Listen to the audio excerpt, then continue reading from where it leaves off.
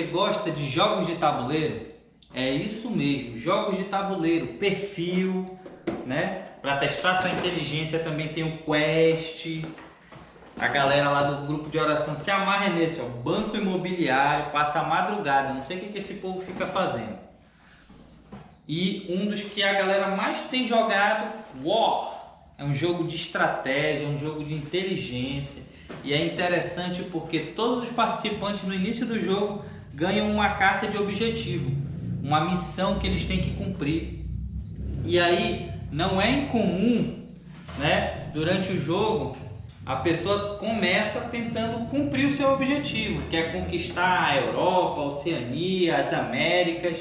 De alguma forma eles tentam fazer isso, tá? Mas o problema é, durante o jogo, no calor da emoção ali, de você perceber que você pode ter força, um exército poderoso e pode ganhar o território do inimigo, né? Que já tem aquela rivalidade, eu vou ganhar de ti, eu vou ganhar de ti. E a pessoa esquece qual era o objetivo que tinha que cumprir. E aí o que acontece? Do nada alguém chega e diz, ganhei. Mas como assim ganhou? Meu exército é maior. Pois é, só que o meu objetivo era conquistar as Américas. E tu, querendo conquistar o mundo todo, perdeu as Américas para mim e eu ganhei. Eu completei o objetivo. Então, eu sei que você não veio aqui para falar de jogos, né? Para aprender sobre jogos. Talvez você nem goste de jogos de tabuleiro. Mas, o que eu quero dizer para você é que eu precisava demonstrar que todos nós temos um objetivo. Nós nascemos com um objetivo. Deus, quando permitiu que você tivesse vida, é porque Ele tinha um propósito para a sua vida. Você não é acidente, você não veio do nada. Deus tem um propósito para você. Você não está nessa vida só para juntar patrimônio, como por exemplo o jogo da vida, que as pessoas querem ser magnatas. Você não está nessa vida para fazer o monopólio de alguma área, como no banco imobiliário. Você veio para essa vida para cumprir o propósito que Deus tem para você. E para você saber qual é o propósito de Deus para a sua vida, como em qualquer outro jogo, você tem que seguir um manual. Todo jogo tem um manual de regras e o manual que Deus deixou para cada um de nós é a palavra dele, é a Bíblia. E é por isso que você veio para esse mundo e que você precisa começar a entender e ler e estudar esse manual para conhecer o propósito da sua vida.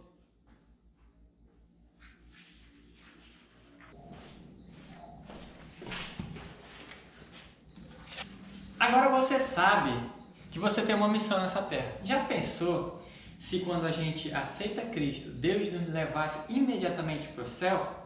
Obviamente a gente sabe que isso não acontece, né? Nós ficamos aqui na terra depois que aceitamos Cristo. Por que isso acontece? Sabe por quê? Porque nós temos uma missão aqui nessa terra. Deus tem um propósito para nós aqui nessa terra. A gente tem uma missão aqui a ser cumprida. E aonde que a gente vai descobrir essa missão? Aonde a gente pode encontrar o nosso propósito de vida? A gente tem que voltar para Deus. Para achar o significado disso, a gente tem que nos voltarmos para Deus. Só nele conseguiremos achar esse significado.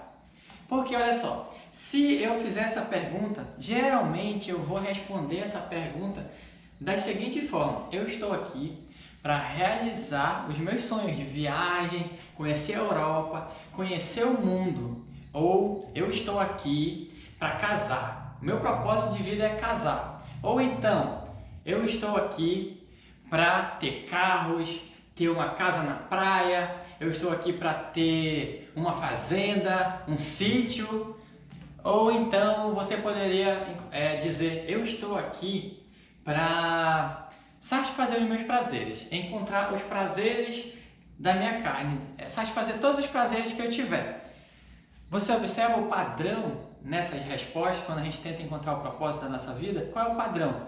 Duas letrinhas formam essa palavra, eu. O problema está aqui no eu. Quando a gente busca o nosso propósito fora de Deus, nós vamos buscar o nosso propósito simplesmente olhando para a gente, para a nossa carne, para o nosso eu, para a nossa natureza terrena.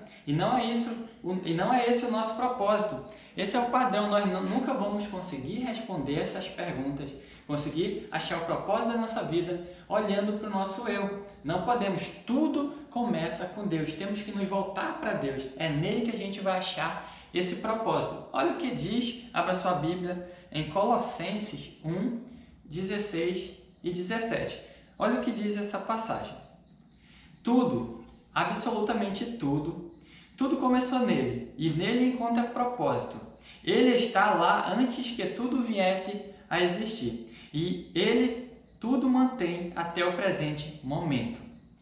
Então, Deus preparou a gente, nós não simplesmente fomos criados do nada, Deus preparou a gente, Deus sabe exatamente qual é o nosso propósito de vida. Imagine só, nós somos como essa calculadora aqui. Alguém fez essa calculadora. Alguém construiu essa calculadora. Quem construiu essa calculadora sabe a finalidade dela, sabe para que ela serve, sabe qual é o propósito dessa calculadora. Quando você compra uma calculadora dessa, a pessoa que criou, ela deixa um manual para você usar essa calculadora. Da mesma forma somos nós, eu e você, igualzinho com Deus. Deus nos criou e Ele deixou o manual dele. Essa é a palavra de Deus, o manual da nossa vida. É aqui que nós vamos encontrar as respostas para o nosso propósito.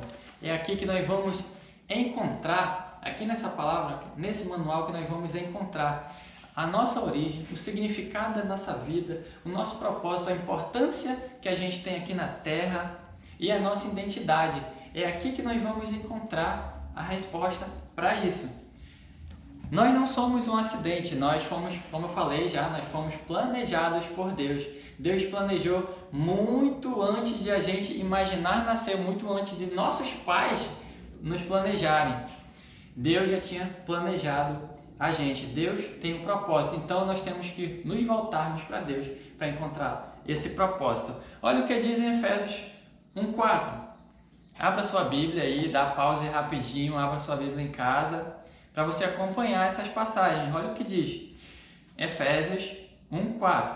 Muito antes que ele estabelecesse os fundamentos da terra, ele já pensava em nós e nos escolheu como alvo do seu amor. Há muito tempo, ele decidiu nos adotar em sua família, por meio de Jesus Cristo. Isso é maravilhoso, isso é incrível. Quando a gente tem noção dessa informação do quanto Deus nos planejou, isso é maravilhoso. Nosso coração deve bater mais forte. Isso é incrível. Nosso coração deve transbordar de alegria quando a gente tem noção dessa informação, independente de onde a gente nasceu, do local que você nasceu, como você foi criado, se você foi criado por pais adotivos, se você foi criado por tios, se você foi criado por avós. Eu particularmente nasci no interior, lá no interior do Amazonas. Deus me trouxe para cá. Deus não deixou eu crescer com meu pai, nem com a minha mãe. Eu cresci com uma outra família. Mas não importa, o propósito para a minha vida de Deus ainda mantém-se existente. Deus ainda tem um propósito mesmo assim, mesmo com todas as circunstâncias. Então, as circunstâncias da nossa vida não importam. O nosso propósito ainda vai existir. Ok? Olha só o que diz Salmos 33:11. Mas os planos do Senhor permanecem para sempre, os propósitos do seu coração por todas as gerações. Enquanto você entender isso o mais rápido possível, melhor para você. Quanto mais rápido você entender que você tem um propósito, que Deus tem um propósito para a sua vida, melhor. Já pensou você chegar no final da sua vida, olhar para trás e ver que você não cumpriu o propósito que Deus tinha para a sua vida? É algo muito triste. Não vale a pena viver a vida sem cumprir o propósito que Deus tem para a gente. Não vale a pena. Então, vamos resumir agora rapidinho. Deus nos criou. Deus preparou a gente para cumprir uma missão para Ele. Deus tem um propósito para nossas vidas, para cada um, para mim, para você e para todos que aceitam Ele, que Ele aceita na sua família. Todos nós temos um propósito. Então, pergunta para você refletir agora. Se é em Deus que eu encontro o propósito para a minha vida, quem eu devo ouvir, quem eu devo seguir para cumprir esse propósito?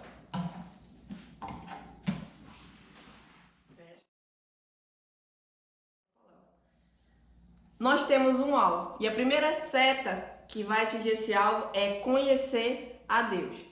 E o primeiro passo para conhecer a Deus é tornar-se amigo dele, né? Olha, todo mundo sabe quem Deus é, certo? Até porque a gente usa muito daquelas frases, ai meu Deus, ou então Deus me livre, ou ainda Deus é brasileiro. Mas saber quem Deus é diferente de conhecer verdadeiramente Deus. Olha só um exemplo. Eu sei quem é Jair Messias Bolsonaro. Ele é presidente do Brasil, ele já foi deputado, é um ex-militar e um ex-paraquedista. Mas isso significa que eu conheço ele? Não, eu só sei quem ele é. A mesma coisa acontece com Deus. As pessoas sabem quem Deus é, mas não conhecem ele verdadeiramente. E a vida eterna é diferente de morarmos numa nação cristã, que salpica o nome de Deus ao longo do dia, mas não conhece verdadeiramente Deus. E você sabe qual é a vida eterna, a gente já falou muitas vezes no curso de Um com Deus, e nós vamos falar agora novamente. Abra lá sua Bíblia em João 17:3. A vida eterna, repita aí, a vida eterna é esta, que conheçam a Ti como único Deus verdadeiro e a Jesus Cristo, a quem enviaste, certo? Deus queria ser amigo do homem desde o princípio. Você sabe que história eu estou para contar agora? Deus é amor e Deus queria ter um relacionamento, certo? Ele queria ter um relacionamento de amizade com o homem. Ele criou o homem e a mulher. E ele criou o homem e a mulher semelhantemente a ele. Na sua imagem e semelhança, ele criou o homem com inteligência, com emoção, com razão, capaz de raciocinar por si próprio e ter escolhas, tomar decisões. Lembra? Amor é decisão. E por amor ser decisão e Deus querer que o homem ame a Deus verdadeiramente, ele não podia ser a única opção. Então ele dá uma segunda opção para o homem, que é Satanás. Ele deu livre-arbítrio e ele deu para o homem a seguinte ordenança. Olha, você pode fazer o que você quiser no jardim, você pode dar nome para qualquer animal, comer qualquer fruto, menos o fruto da árvore do conhecimento do bem e do mal. Se vocês comerem, certamente vocês morrerão, certo? O problema não está em comer o fruto. Ele podia ter dado outra hora. Não quebra esse galho, não entra nessa porta. O problema está na desobediência. E você sabe o que o homem fez. O homem resolveu escolher o outro lado. E essa desobediência a gente vai conhecer ela como pecado.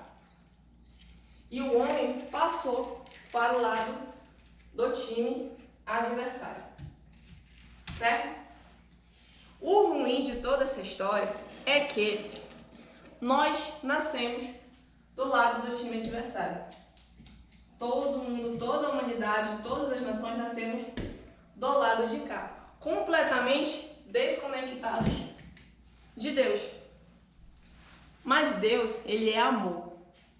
E Ele tomou a sua decisão. Ele sempre quis ter um relacionamento com Deus. Ele sempre quis ter um relacionamento com o homem. E o homem decidiu pro lado de Satanás, mas mesmo assim, o amor de Deus é infinito e persistente. E Ele enviou, você sabe de quem? Jesus Cristo. Para pagar a dívida do homem. Lá em Romanos 6:23 está escrito: o salário do pecado é a morte. Logo, para todo pagamento de dívida há uma propiciação, há um pagamento correto, equivalente. Você não acredita que lá no Antigo Testamento, para todo pecado que algum judeu cometia, ele tinha que fazer um pagamento da dívida, a purificação desse pecado. Seja um cordeiro, se você quiser ler depois. Logo, isso também era um exemplo de que estava vindo um Redentor. Nosso Redentor era Jesus Cristo, que ele precisava pagar verdadeiramente a dívida do homem. Lá em Romanos 5:8. Jesus já falou, eu sou o caminho, a verdade e a vida. Ninguém vem ao Pai senão por mim. Ele foi o Cordeiro puro e santo que pagou essa dívida. E a partir desse momento a gente pode vir a ficar de novo reconectados com o Pai.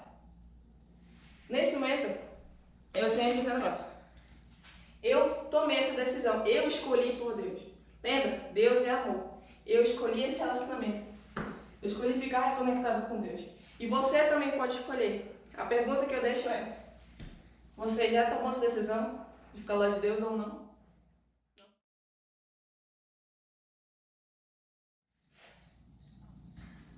Com quantos anos você acha que você vai viver? Será que você vai viver muito? Será que eu vou viver muito? Você tem uma ideia, uma noção com quantos anos você acha que você vai morrer? Responde. Eu sei que não dá para você responder, é claro, mas... Gabriel, com quantos anos tu acha que tu vai morrer? 50.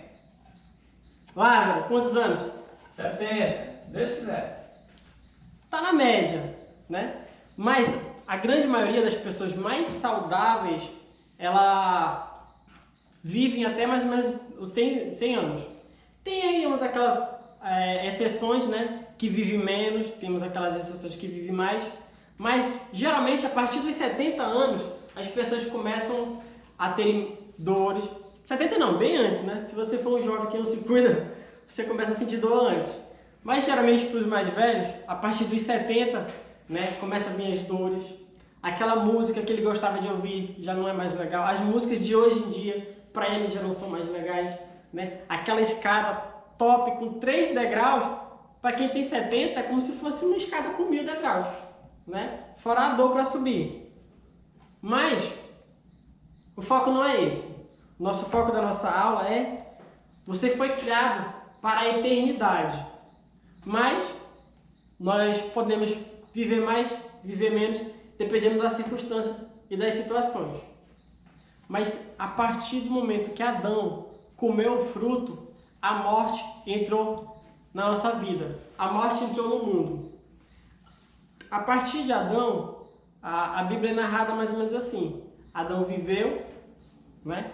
Teve filhos e filhas e morreu. Seus filhos tiveram filhas e filhas e morreram. Nós vemos isso na Bíblia com várias pessoas e na verdade com várias pessoas, né?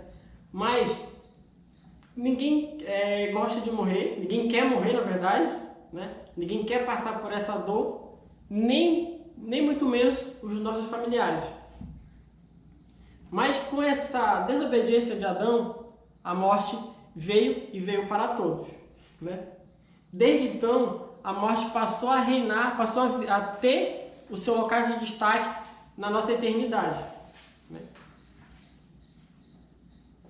Isso pessoal, lá em João, capítulo 14, versículo 27, diz assim, ó: Jesus disse que a minha paz lhes dou, não se perturbe os seus corações, nem tenham medo. Ele fala para nós não ter medo das circunstâncias, não ter medo da morte. Jesus ainda disse: aquele que crê em mim, ainda que morra, viverá. Isso está lá em João 11:25. Aí eu pergunto para você, o que você acha que Jesus queria dizer com isso? O que ele queria passar? Qual era a mensagem que ele queria passar? A mensagem que ele queria passar é que nós somos eternos. Nós somos pessoas que, desde o momento do nosso nascimento, lá que nós teve o esperma do nosso pai, do pai e o óvulo da mãe, daquele momento que teve aquela junção, nós nos tornamos pessoas eternas. Nós não morremos. Passamos por uma morte, mas ainda assim somos eternos. Isso nos dá uma outra perspectiva do que pelo menos é para dar uma outra perspectiva do que é a vida. Qual é o nosso propósito? Por que nós estamos aqui? Na verdade, a nossa eternidade tem muito significado. A nossa eternidade tem muito valor. Olha que diz lá em Salmos 139:16. Lá diz que o Senhor nos viu. O Senhor nos viu desde o embrião. Todos os seus dias Todos os nossos dias foram determinados por Deus. Ele escreveu no seu livro. Isso está lá em Salmo 139:16, tá? Depois você pode olhar a sua Bíblia, tá bom?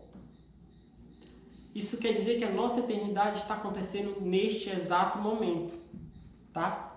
Mas, porém, antes de nós sofrermos a nossa morte, nós devemos tomar uma decisão muito importante. Fazer uma escolha muito importante. Uma escolha crucial que vai definir para onde nós passamos, aonde nós passamos a nossa eternidade. Nós passamos a nossa eternidade com Deus ou nossa eternidade sem Deus? Nossa eternidade no céu, ou nossa eternidade no inferno? Com isso, nós devemos ter um conceito diferente da nossa eternidade. Nós devemos ter um objetivo mais específico. Você tem que começar a ver o mundo de uma forma diferente. Você começa a mudar o seu foco, começa a mudar a forma que você vê o mundo. Mas o nosso grande problema é que nós somos imediatistas. Nós pensamos no aqui e no agora. Não pensamos no porvir. Não pensamos nas coisas que vão vir com o tempo, com o aprendizado que nós vamos ter com o tempo. Quando você compreende esse plano, quando você entende isso, que as coisas vêm com o tempo, que nós aprendemos com o tempo, as coisas que você quer, os seus sonhos vão vir com o tempo, nós entendemos que a eternidade, que o que nós fazemos nesse período que nós estamos vivos aqui na Terra, não é para se jogar fora. Não é um tempo que você pode passar não fazendo nada da sua vida para o reino. Não é um tempo que você pode passar só desfrutando das belezas da terra sem produzir nada. Não é um tempo que você tem que passar ocioso, é um tempo de produzir, é um tempo de aprender. Quando você entende isso, você começa a viver de forma plena. Você começa a entender a luz da eternidade, começa a entender o porquê nós estamos aqui. Você começa a montar e planejar mais e melhor a sua vida. Isso lhe dará nova perspectiva de como você lidará com as dificuldades, de como você lidará com os relacionamentos e de como você lidará com as circunstâncias da nossa vida. Os relacionamentos, as dificuldades serão ínfimas, serão pequenas, serão insignificantes comparado a toda a eternidade. Serão indignos da sua atenção, da sua preocupação, na verdade. Quando vivo com a perspectiva da eternidade, nós vivemos mais para Cristo, vivemos mais para Deus. Buscamos as coisas do alto, deixamos as coisas terrenas cada vez mais de lado. Outra coisa, nos esforçamos mais para agradar a Cristo, nos esforçamos mais para servir com qualidade, não com quantidade de ministérios ou quantidade de coisas que eu faço para Cristo, mas sim prezamos pela qualidade do que nós fazemos para Cristo. Nós não buscamos só riqueza, buscamos só ganhar dinheiro, nós buscamos uma vida mais feliz, uma vida mais próxima das pessoas que amamos e mais distante dos problemas dessa terra.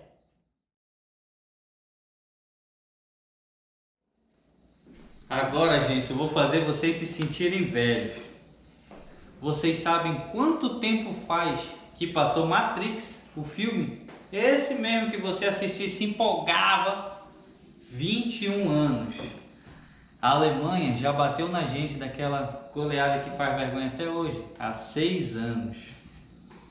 O Penta, que foi a última Copa que a gente ganhou, você assistiu? Ronaldinho de Cascão, 18 anos, já tem a maior idade, 18 anos que a gente não ganha uma Copa. A data de hoje, 16 de abril de 2020. Já foi 26,5% do ano. O tempo passa muito rápido. Há bem pouco tempo atrás, eu era um jovem cabeludo que jogava basquete e o pessoal ainda chamava de miniatura. Pois é, hoje em dia não dá nem para enrolar um cachinho aqui na minha cabeça. Eu era muito bonito, gente, sério mesmo, olha. Tem um versículo, Tiago 4,14, que diz assim: vocês nem sabem o que lhes acontecerá amanhã, que é a sua vida. Vocês são como a neblina, que aparece por um pouco de tempo e depois se dissipa. Nosso tempo nessa terra é muito curto. Nosso tempo nessa terra é muito curto para ser desperdiçado com coisas que não são importantes ou que têm muito pouca importância. Há um tempo atrás, teve um homem que estava passando por uma dificuldade financeira e vendeu uma casa lindíssima para um outro homem podre de rico, ricaço mesmo. E aí o outro homem fez uma reforma ainda antes de entrar, porque ele queria se sentir seguro. Ele dobrou a altura dos muros, meteu cerca elétrica, comprou 4 Rottweilers bem brabo para colocar ali dentro, investiu pesado num sistema de vigilância de última geração. E aí um belo dia, quando ele estava assistindo a televisão dele, naquela telona de 55 polegadas, teve um AVC e morreu. A vida passa muito rápido para a gente estar perdendo tempo com coisas que não são importantes. Ele investiu tanto em segurança e isso não trouxe mais vida para ele. Mas antes de você ficar deprimido com todas essas informações, eu tenho uma excelente notícia para você. Nossa vida não acaba aqui. A partir do momento que nós aceitamos Jesus, nós temos uma eternidade pela frente. E comparado com a vida e o tempo que nós temos aqui, isso significa praticamente nada. Não estou dizendo que a vida aqui não é importante, é muito importante sim, porque aqui você decide onde é que você vai passar a sua eternidade. Mas, deixa eu mostrar para vocês. Isso aqui simboliza a vida de uma pessoa, sei lá, os 50, 60, 70 anos que a pessoa vai viver. A partir do momento que você tem Jesus, você ganha mais tudo isso aqui de vida. Tudo isso é a vida que você vai ganhar a partir do momento que você aceita Jesus. E muito mais, e não vai se acabar nunca. Esse é só um exemplo da vida que do tempo que nós perdemos com coisas que são muito pouco importantes ou que não têm importância nenhuma. Mesmo as dificuldades, mesmo tudo que a gente passa por aqui de ruim é nada na frente da eternidade com Deus.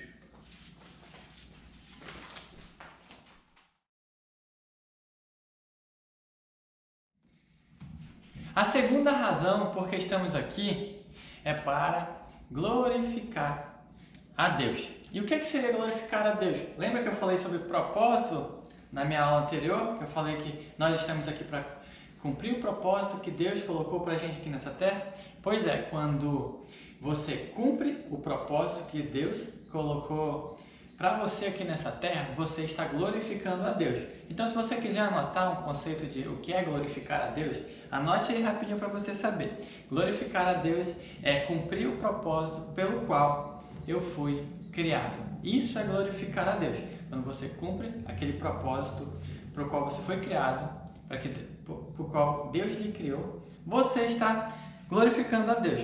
Você já observou que Deus é muito criativo? Você já olhou para a criação de Deus, para os pássaros, para as aves, sol, lua?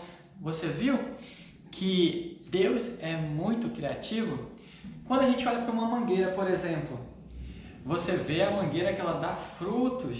A mangueira foi criada por Deus para dar frutos. A nuvem foi criada por Deus para produzir a chuva. As formigas foram criadas por Deus com um propósito. Então a criação de Deus é muito criativa e a criação de Deus tem um propósito.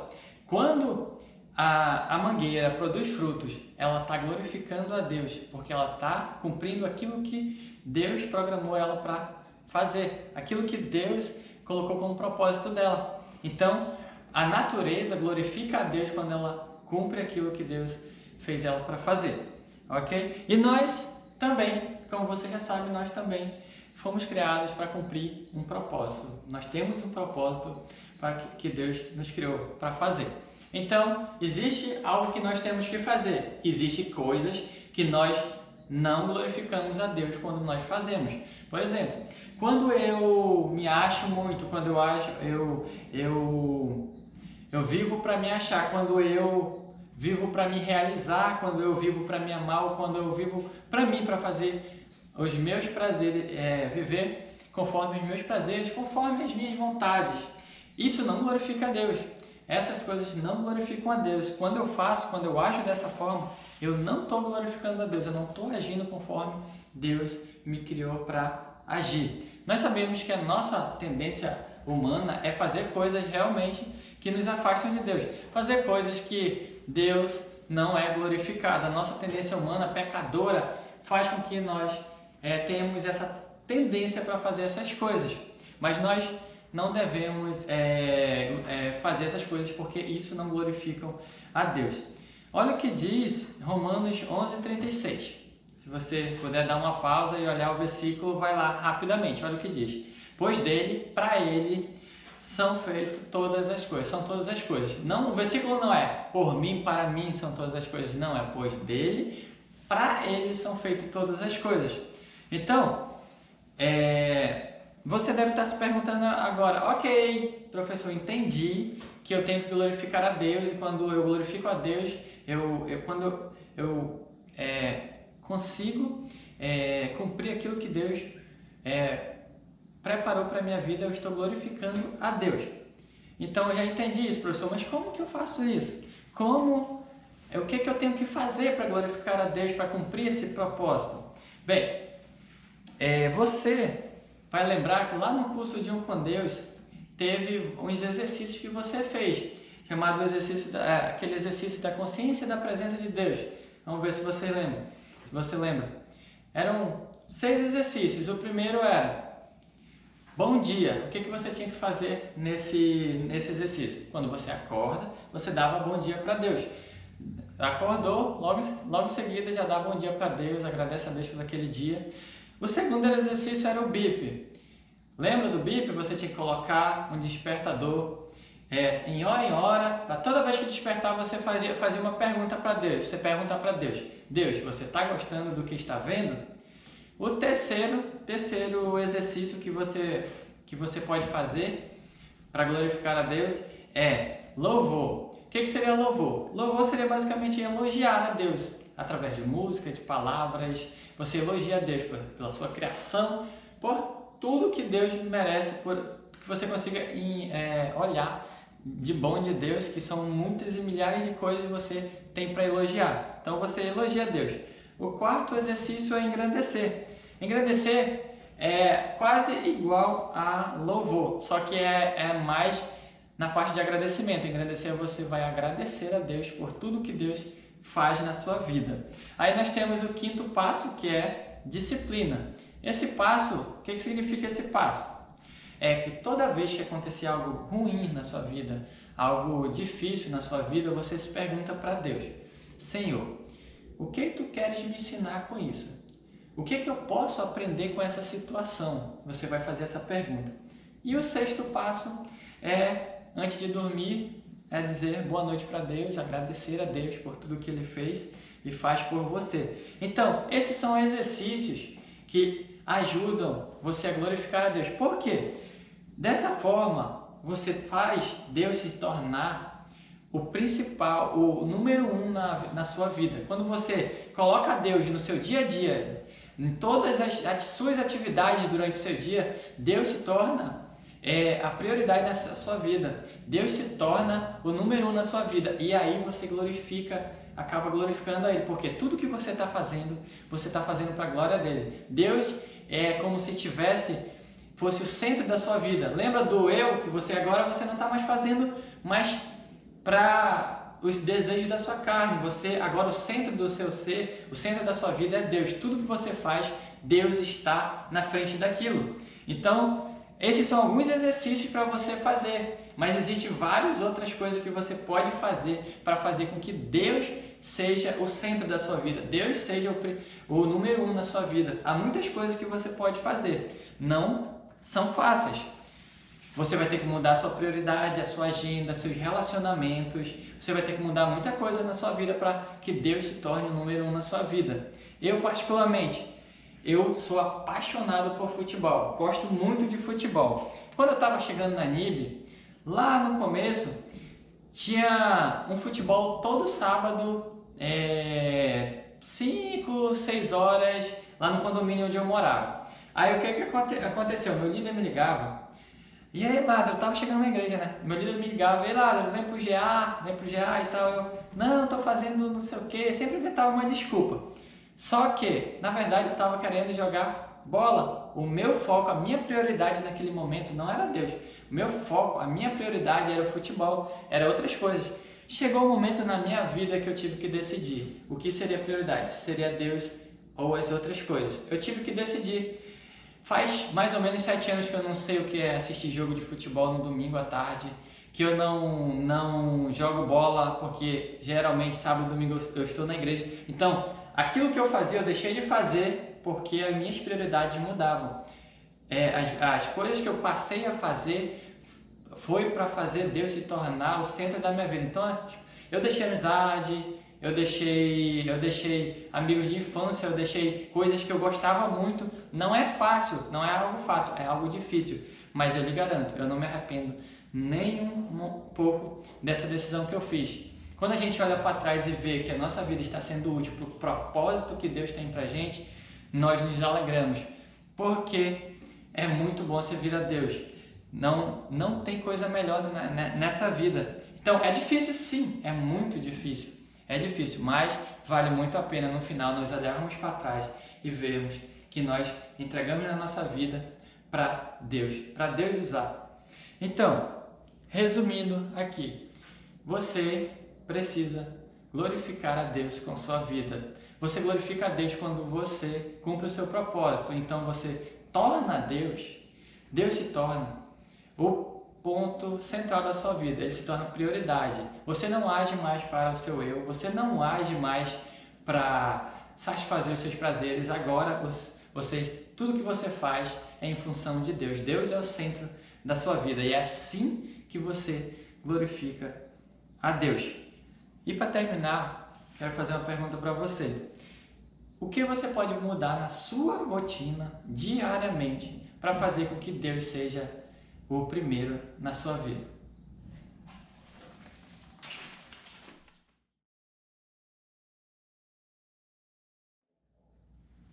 Nós estamos aqui com um objetivo, né? E o nosso objetivo é agradar a Deus. E como a gente pode fazer isso? Nós temos que fazer Deus sorrir. Então, a gente pode se perguntar, o que faz Deus sorrir? Né? Então, agora a gente vai para o nosso próximo passo. E para fazer Deus sorrir, a gente precisa falar o seguinte. Ó, são 4 letrinhas, todo mundo do Kids sabe, todo mundo infantil sabe. 4 letrinhas, vai. É obedecer. Nós precisamos obedecer a Deus, né? Vamos agora partir para um quadro imaginário. Então, suponhamos que eu tenha um filho e para educar meu futuro filho, eu preciso passar alguns ensinamentos para ele, alguns ensinamentos, algumas disciplinas, né?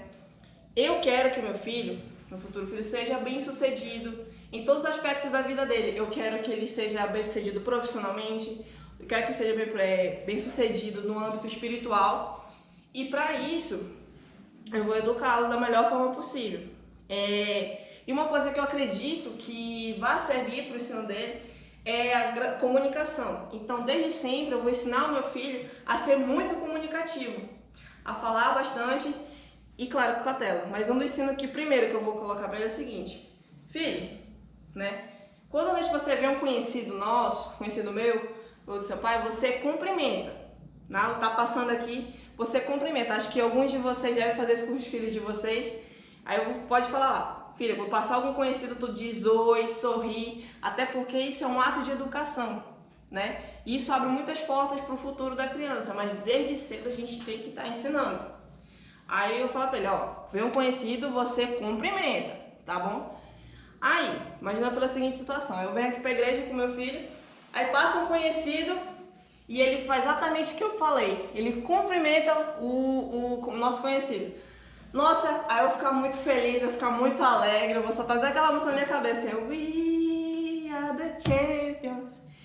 Porque ele cumpriu, ele fez ele fez o que eu ensinei pra ele fazer, que é cumprimentar as pessoas, certo? Agora, imaginando uma situação ao contrário. Se ao invés dele cumprimentar a pessoa, ele fizesse birra ou virasse, né, fizesse alguma gaiatice, isso ao invés de me alegrar, isso me entristeceria. Porque não há choro, não há arte que ele possa fazer que possa suprir o simples ato de obediência, um simples ato de ensino que ele poderia ter cumprido para comigo. O que eu quero falar é o seguinte, o que mais me entristeceria nessa situação é que o fato dele demonstrar que ele me ama, que ele me respeita, é ele ter feito, né, ou cumprido, ou de alguma forma ter mostrado que aprendeu esse ensino, certo? E, ou seja, ter me obedecido. Porque como pai, o que a gente quer é que isso aconteça, tá? Agora, o que Deus quer pra gente? O que Ele nos ensina? Quer ver? Abre lá a sua Bíblia e bora descobrir o que Jesus falou pra gente. Abra a sua Bíblia em João 14, 21, tá? Vou abrir aqui com você, já tá marcado, já tá no jeito. João 14, 21. Tá aqui. Quem tem os meus mandamentos e lhes obedece, esse é o que me ama. Aquele que me ama será amado por meu Pai, e eu também o amarei e me revelarei a ele. Olha, cara, Rei Davi mesmo falou lá em Salmos, e ele escreveu o que realmente fazia Deus sorrir. Olha só. Fazer o teu rosto sorrir sobre o teu servo e ensina-me os teus decretos, lá em Salmos 119, 135. Colocando isso em diálogo, né, sobre o teu decreto.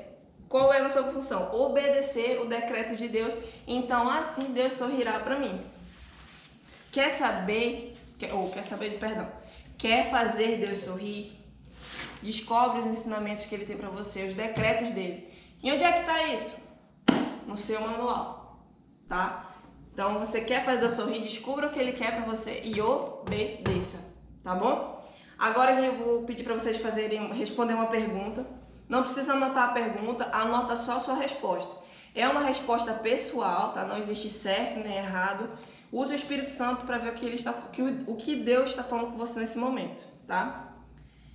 Olha só. Considerando que Deus é Pai, qual obediência posso praticar para fazer Ele sorrir mais? Ele quer que você pense na sua vida e no que Ele quer para você, no que Ele ensinou para você. É individual, tá, gente?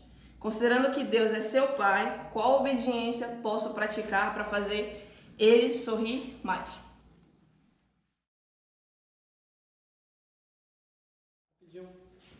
O que você vai fazer agora nesse exato momento? Mais uma vez, você vai pegar o seu celular e dessa vez vai ser um pouquinho diferente. Você vai pegar o seu celular e vai ligar, já que você não pode se encontrar, não pode abraçar, não pode ir na casa do seu amigo, você vai fazer o quê? Você vai ligar para ele e vai perguntar duas coisas. Primeira pergunta, você vai perguntar para ele como foi a experiência dele de amar alguém fácil de ser amável. Você vai contar para ele o que você fez e como foi e se a pessoa gostou, tá? Segunda coisa, você vai ligar para um outro amigo, um amigo diferente, e vai falar para ele como foi a experiência de amar alguém difícil de ser amado. Você vai ligar e vai falar o que você fez, como foi e qual foi a reação dessa pessoa difícil de ser amada. Ele amou? Ele gostou? Ou ele fez aquele assim, tá bom, eu sei que você está fazendo só por conta da matéria, mas tá bom.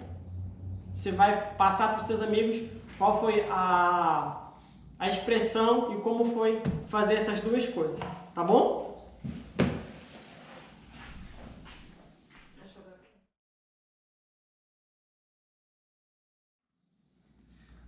Escreva aí no seu caderno agora, escreva direitinho, hein? Parecer com Cristo. No momento em que você entrega a sua vida para Jesus ser Senhor e Salvador, você se torna filho de Deus. E assim como todo filho pega as manias e as qualidades do pai, nós também precisamos nos parecer com Jesus. A Bíblia nos fala como é Jesus, as qualidades que ele tem. Aliás, esse é um dos propósitos que nós temos, que é nos tornarmos parecidos com Jesus e desenvolver as qualidades, como é que é o caráter de Jesus, tá bom? O livro de Romanos diz assim: Deus já sabia o que ele faria desde o início. Ele decidiu desde o princípio moldar a vida daqueles que o amam com os mesmos parâmetros da vida do seu filho Jesus. Tá? Nele vamos ver a forma original planejada para a nossa vida. Isso está em Romanos 8, 29. A tradução que eu li aqui foi a mensagem, tá bom? Como é que é Jesus? Será que eu já pareço pelo menos um pouquinho com ele? Em Mateus capítulo 5, lá diz as 8 qualidades do caráter de Cristo, né? Nós pudermos abrir, procure aí na sua Bíblia, Mateus capítulo 5. E subindo o monte, vendo as multidões, Jesus subiu o monte e se assentou. Os seus discípulos aproximaram-se dele e ele começou a ensinar dizendo... E aí vem as 8 qualidades do caráter de Cristo. Mas essas qualidades não é igual quando você vai no supermercado e você escolhe qual que você quer. Será que eu quero Santa Clara, Três Corações, Melita? Qual é o café que eu quero? Não. O Filho de Deus, o cristão, ele vai desenvolver as 8 qualidades, todas as qualidades do caráter de Cristo, ok? Isso é uma necessidade e elas precisam todas ser trabalhadas na nossa vida. Deus vai transformar você conforme a imagem de Jesus. Ele fará um trabalho completo. Quer ver como ele só faz o trabalho se for completo? Abre aí a Bíblia em Filipenses 1:6. Estou convencido que aquele que começou a boa obra em vocês vai completá-la até o dia de Cristo Jesus. Ou seja, até a volta de Jesus, você vai estar sendo trabalhado até se tornar idêntico a Jesus. Tá? Essas qualidades de Cristo que Deus quer que você trabalhe, uma a uma. E por isso a gente vai listar elas agora, tá? Primeiro, humildade de espírito. Deus quer que você se submeta às autoridades que Ele botou na sua vida, né? Você vai querer fazer as coisas do seu jeito, você vai achar que é a sua forma, que é a forma correta de fazer, que o seu líder, o seu chefe, que o seu patrão, que o governador, o presidente está errado, é a sua forma que é a forma correta. Mas adivinha? Deus está trabalhando essa qualidade em você, tá bom? Então, como ele vai te ensinar essas qualidades? Vai colocar um chefe chato, um líder cri-cri, né? Ele vai te colocar em situações que você vai ficar naquela. Será que eu faço do jeito que eu quero ou eu obedeço a Deus e faço a vontade do meu chefe? Tá bom? Então, ele vai colocar isso. E isso acontece muito no nosso dia a dia, acontece dentro da igreja, acontece no trabalho. Às vezes você está vendo uma coisa e acha, não, está errado. Eu não posso fazer errado porque eu tenho que fazer o meu trabalho certo. Mas o chefe disse que era para fazer daquele jeito. Então você vai lá e fica na dúvida. Vá lá e execute do jeito que o seu chefe falou. Tá bom? Foi Deus que colocou ele como autoridade na sua vida. Tá? Próxima qualidade é contrição. Deus vai testar o seu choro espiritual. O que é contrição? É chorar, é se arrepender ao ver a oportunidade de pecar. Antes de pecar, você já se arrepende, tá bom? E para desenvolver essa qualidade em você, adivinha o que ele vai fazer? Deus vai permitir situações para testar o seu choro espiritual. Por exemplo, vamos lá. Você fica triste quando peca? Você chora? Não digo de chorar, né, de cair lágrimas, de entrar em pranto, nada disso. Eu digo de você ficar triste porque você sabe que fez uma coisa que desagrada a Deus, que deixou o seu pai triste. Da mesma forma que acontece quando você estudava, ou você que ainda estuda, tira uma nota vermelha e você fica com vergonha de mostrar para o seu pai porque você sabe que aquilo vai entristecer ele. É a mesma coisa. Quando os cristãos eles pecam, eles se veem na iminência de pecar, eles já ficam tristes porque aquilo vai desagradar a Deus. Assim como José lá, né, com a Poti safada. Chegou lá no momento e ele disse: não, mas como posso eu desagradar o meu Deus, pecar contra o meu Deus? Ali é um ótimo exemplo de contrição, tá bom? O próximo é mansidão, que é a entrega dos seus direitos e posses a Deus. O que é que você tem em casa? Né? Você tem o seu videogame, ou você tem um carro, tem uma casa, você tem dinheiro na conta, o seu trabalho. O que é que você tem? Você está disposto a entregar tudo que você tem para Deus, para que seja feita a vontade dele? Entenda, o dono de todas essas coisas que você tem é Deus. Você apenas está cuidando enquanto ele não volta. Então, quando você entende isso, quando nós entendemos isso, você não vai sair brigando com qualquer um porque mexeu nas suas coisas, porque roubou seu telefone, porque bateu o seu carro, porque você está cuidando, mas é de Deus, é do Senhor, tá bom? Então, adivinha só, o cara te emprestou um dinheiro, pediu um dinheiro emprestado de você e não pagou. Esse dinheiro é de Deus, você não precisa sair igual um maluco dizendo: não, tu tem que me pagar senão eu vou te matar. Não é assim, tá bom? Ou então disse que ia fazer alguma coisa para você e não fez, te enganou, você se sentiu enganado. Adivinha só? Também é de Deus. E adivinha quem é que vai cobrar? Quem é que deve cobrar? É Deus. Nesse momento, você não pode se irar, pecar e ir para cima e fazer e acontecer. Nada disso, tá bom? Porque se é de Deus, ele também está tomando conta. Tá legal? Você precisa entender que, como filho de Deus, se alguém mexeu com você, mexeu com Deus. E que essa pessoa vai prestar contas com seu pai. É igual quando você é criança na escola e aí alguém apronta, lhe bate, lhe morde, e aí o papai vai lá e: pô, quem foi que mexeu com meu filho? É tipo isso, tá bom? Deixa eu dar um exemplo do que aconteceu comigo. Tava no meu carro, passou um motoqueiro, levou o retrovisor, levou tudo. Adivinha a minha vontade? Jogar o carro em cima dele, esganar, matar. Mas aí, nesse momento eu lembro: Deus é o meu pai.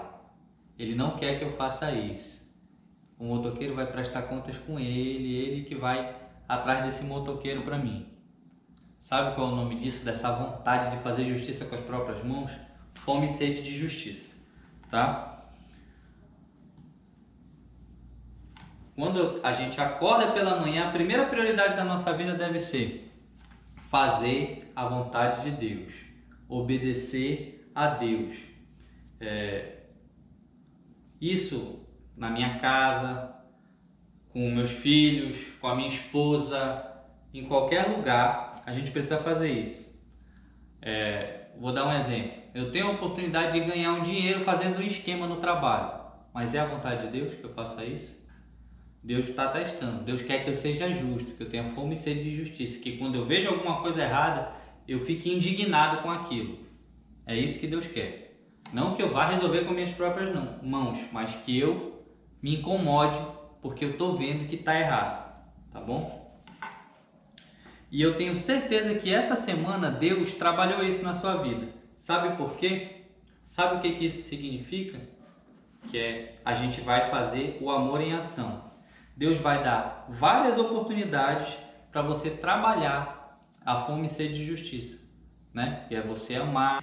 Agora, misericordiosos, eu tenho certeza que a misericórdia foi trabalhada na sua vida essa semana. Sabe por quê? Semana passada a gente falou sobre amor em ação. E é exatamente isso que essa qualidade trata. É você pôr em prática o amor. Você sentir misericórdia, se compadecer, se colocar na posição de alguém que está passando por alguma dificuldade ou alguma necessidade e ter misericórdia e fazer alguma coisa para sanar esse problema, tá? Pode ser cuidando de uma pessoa que está doente próximo de você, ou ajudando uma família que nesse momento de pandemia, de Covid, de tudo, né, tá está precisando ficar em isolamento e você pode ir sair para resolver alguma coisa, você pode colocar a misericórdia em prática, tá bom? O próximo é um dos mais difíceis que tem, que é perdoar. Cara, que coisa difícil é perdoar quem magoa a gente, quem pratica o mal contra a gente, quem quer ver a gente mesmo na lona, mas a gente precisa perdoar. A Bíblia diz que nós não podemos ter nenhuma raiz de amargura, tá? Então, se falta perdão na sua vida, você precisa perdoar porque Deus mandou. Não é porque você quer, porque eu não quero perdoar às vezes as pessoas que fazem mal para mim, mas Deus mandou. Deus me amou e me perdoou primeiro, e por isso eu perdoo os meus irmãos, tá? E se você tiver com dificuldade com isso, vou dar uma ideia para você. Procure um líder, peça conselho, né? Procure estudar na Bíblia um pouquinho sobre perdão, veja o que acontece com as pessoas que não perdoam, mas busque conselho nessa área, porque você precisa se livrar dessa mágoa, desse rancor que você tem, seja com o irmão da igreja ou dentro da sua família. Você precisa resolver isso. Para apagar um incêndio, você joga água ou gasolina? E para acabar com uma discussão, você vai buscar a paz, vai buscar a união, e isso é ser pacificador. A Bíblia diz que os pacificadores serão chamados de filhos de Deus, tá? Então, no meio de uma fofoca, não empreste nem seu ouvido nem a sua boca para falar besteira. Seja pacificador, corte, procure. Tá falando de quem, hein? Vamos lá falar com essa pessoa, tu fala para ela, é melhor do que tu ficar contando para mim, tá bom? No trabalho, como é que a gente pode ser pacificador? Se a gente vê uma intriga, uma briga entre um colega e outro, a gente vai lá e tenta pacificar, ajudar para que o clima no trabalho fique melhor. Porque se ficar ruim não vai ser bom nem para você nem para ninguém, tá bom? Nessa outra qualidade, as pessoas vão lhe chamar de besta, vão dizer que você está ficando doido, que fizeram lavagem cerebral com você, né? Que tu devia ser crente, mas não besta, tá bom? E fala de ser perseguidos por causa da justiça. Quando as pessoas começam a ver Jesus em você, elas vão perseguir você. E isso, nesse mundo, para eles é quase involuntário, mas você vai se sentir um pouco entristecido por isso. E sabe o que a Bíblia diz? Que você deve se alegrar nesse momento, porque você está levando a luz de Jesus. E em algum momento essas pessoas vão reconhecer isso e vão buscar ajuda com você, tá bom? Um exemplo, a questão de ser perseguido por causa da justiça. Se você estiver dando fruto, você vai pegar pedrada.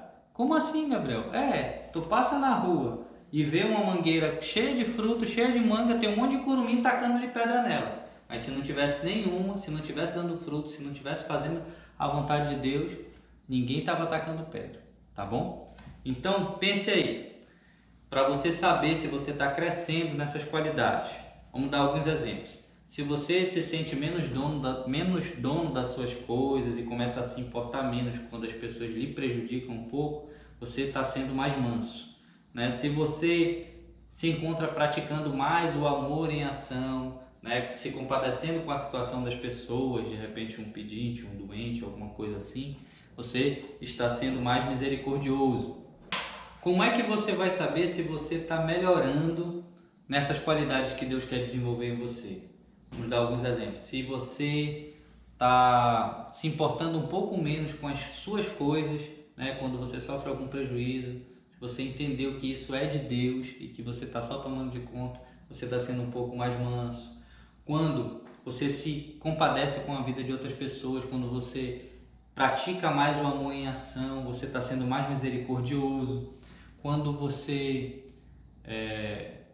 fica triste quando peca, quando você fica triste com a oportunidade de pecar, é porque você está tendo um coração mais contrito, está procurando ser mais puro de coração. E quando você está sendo perseguido, quando você está sendo insultado, chamado de besta, isso quer dizer que você está sendo perseguido por causa da vontade de Deus, por causa da justiça de Cristo. Você nasceu um bebê espiritual, mas tem que crescer espiritualmente. Este é o nosso próximo passo.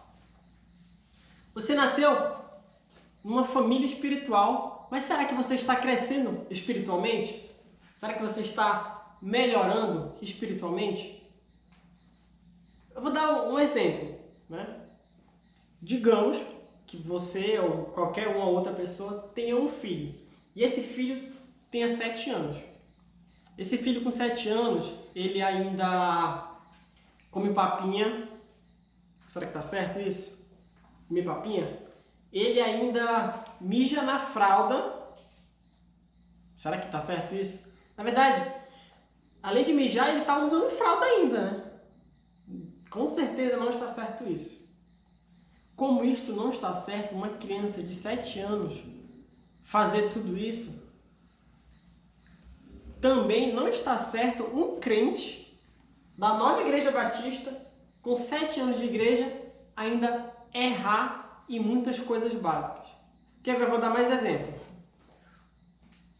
Um iberiano de 7 anos de igreja que ainda faz essas coisas aqui, ó.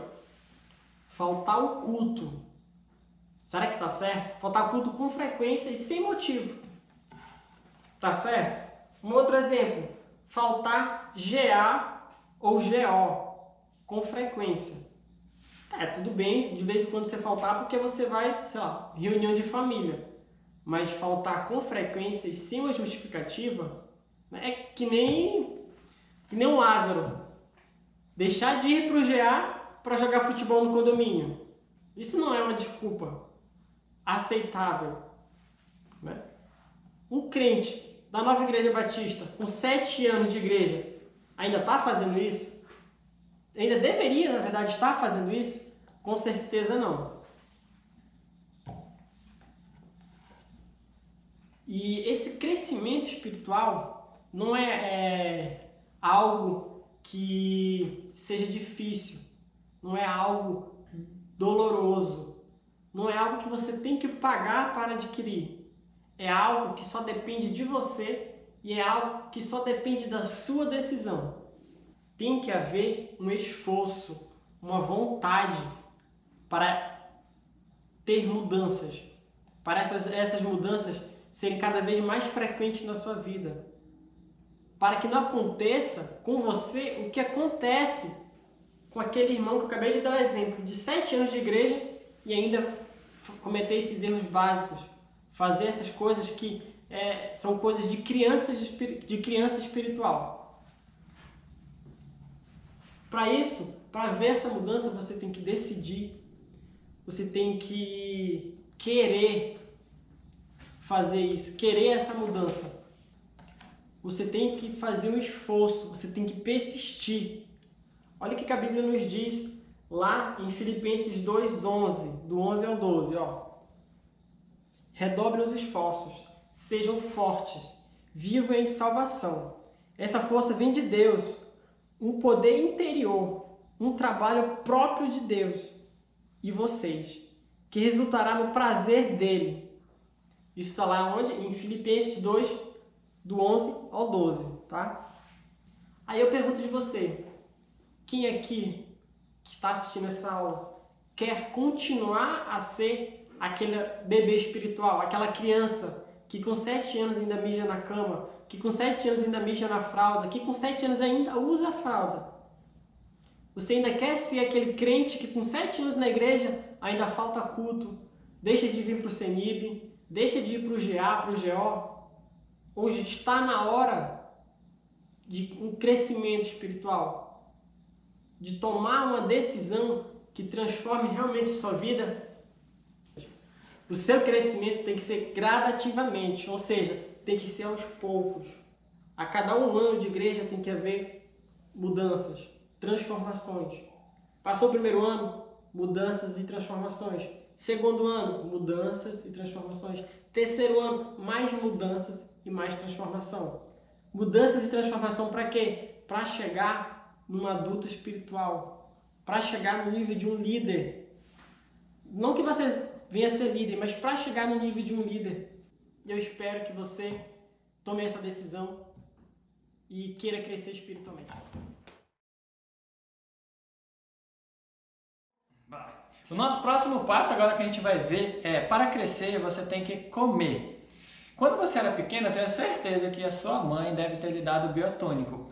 Geralmente nós tomávamos biotônico para crescer, ficar forte. No meu caso não funcionou, né? Como vocês podem perceber. Eu não sei se biotônico funciona para a pessoa crescer e ficar forte. Eu só sei que para crescer e ficar forte você tem que comer. Aí você pode dizer, legal, então é só comer e ficar forte.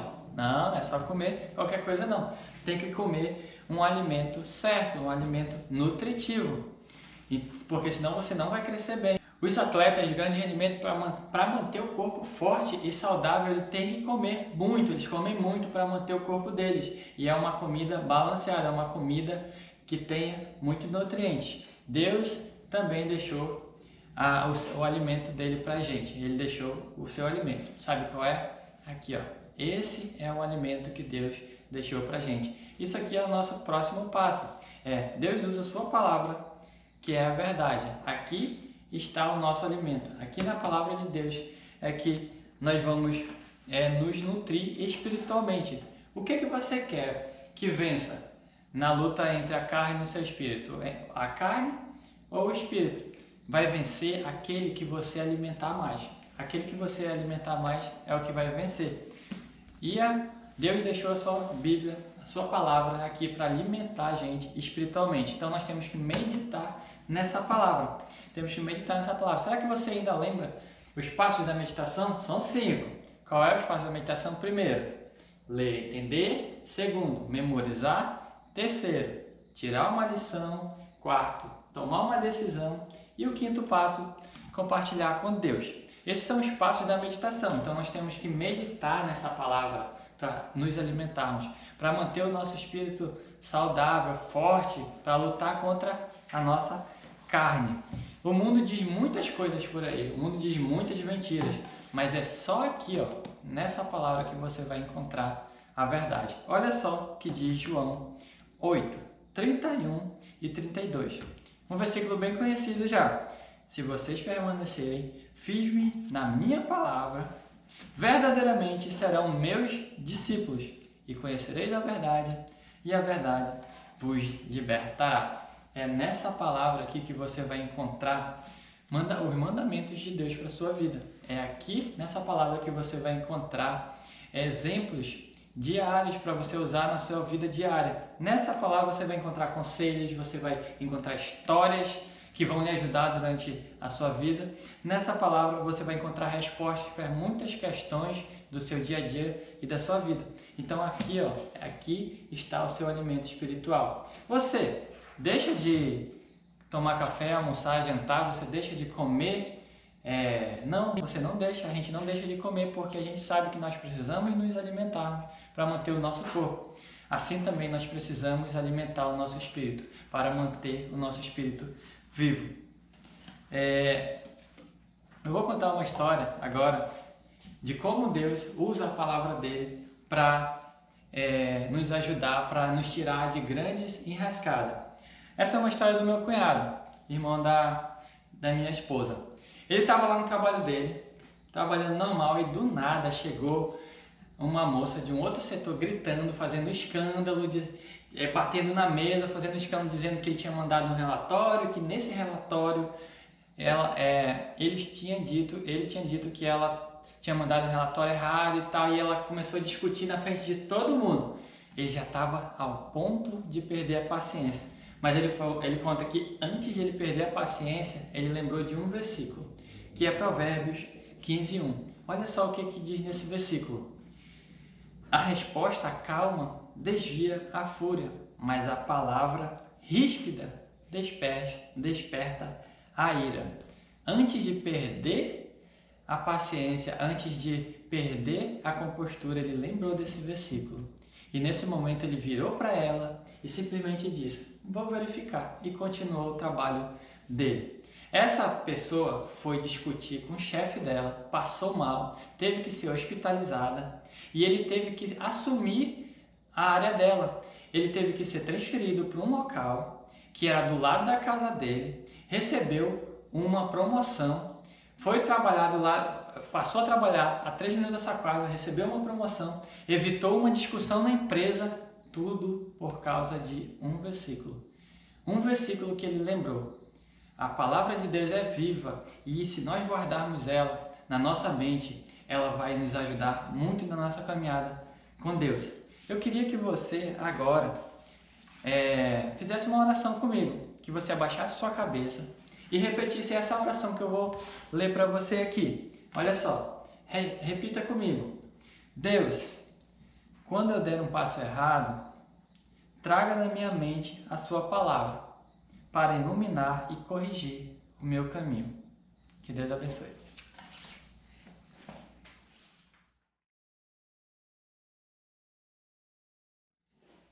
Lá em João 20, 21, Jesus diz assim, ó, assim como o Pai me enviou, eu os envio. Nós podemos entender esse versículo da seguinte forma: como Deus me enviou, eu lhes envio a uma missão. A cumprir uma missão, na verdade. Há uma missão que Jesus deu para todos nós. Uma missão muito importante. E está lá em Mateus 28, do 19 ao 20. Olha só o que diz lá. Portanto, vão e façam discípulos de todas as nações, batizando-os em nome do Pai, do Filho e do Espírito Santo, ensinando-os a obedecer a tudo o que eu lhes ensinei. E eu estarei sempre com vocês até o fim dos tempos. E o que isso significa para nós? O que isso significa para mim e para você? Isso significa que nós temos que pregar o Evangelho, pregar as boas novas para todos aqueles que, é claro, não aceitaram a Cristo ainda. E quem são essas pessoas?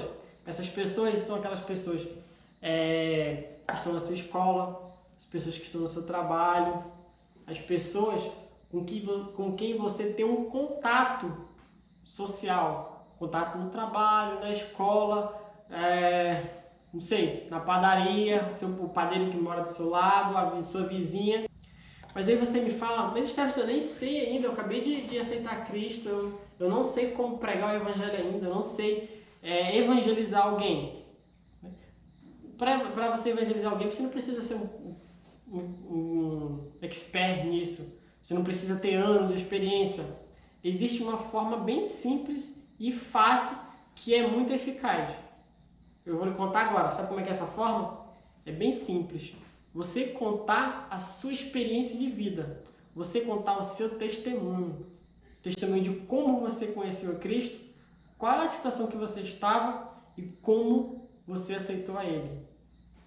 Né? Então, nós vamos ver esses pontos rapidinho de como você pode falar de Cristo para alguém com o seu testemunho, contando sobre a sua vida. Você não precisa entender todo o milagre que aconteceu quando você aceitou a Cristo. Você só precisa dizer que eu antes era de uma forma, depois de Cristo me tornei outra pessoa.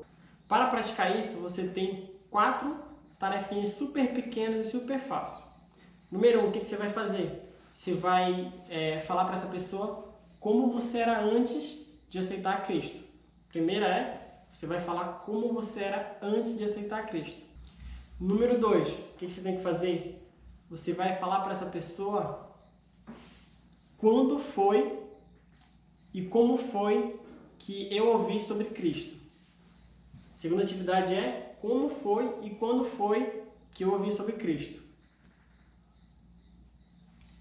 Terceira atividade é, você vai falar aonde você estava quando você aceitou a Cristo.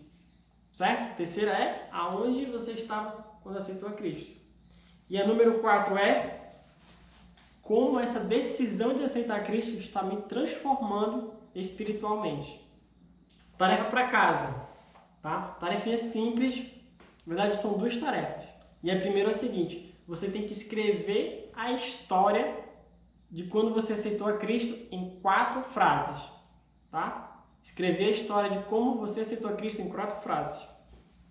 Número 2. Você tem que fazer os 5 dias da meditação.